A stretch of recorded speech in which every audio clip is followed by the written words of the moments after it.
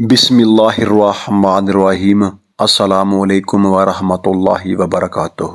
حضور نبی کریم صلی اللہ علیہ وسلم نے ارشاد فرمایا، مسلمان وہ ہے جس کی زبان اور ہاتھ سے مسلمان بچے رہیں، اور مہاجر وہ ہے جو ان کاموں کو چھوڑ دے جن سے اللہ نے منع فرمایا ہے۔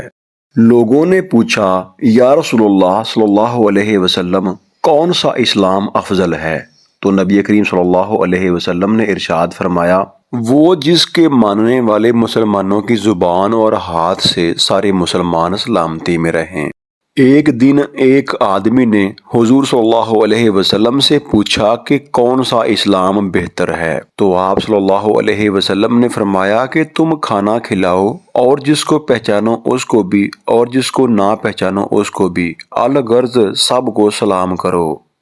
حضور نبی کریم صلی اللہ علیہ وسلم نے فرمایا، تم میں سے کوئی شخص ایماندار نہ ہوگا جب تک اپنے بھائی کے لیے وہ نہ چاہے جو اپنے نفس کے لیے چاہتا ہے۔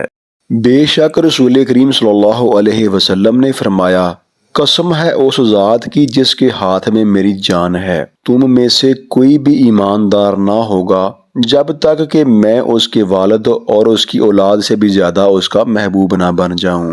حضور نبی کریم صلی اللہ علیہ وسلم نے فرمایا، تم میں سے کوئی شخص ایماندار نہ ہوگا جب تک کہ اس کے والد اور اس کی اولاد اور تمام لوگوں سے زیادہ اس کے دل میں میری محبت نہ ہو جائے۔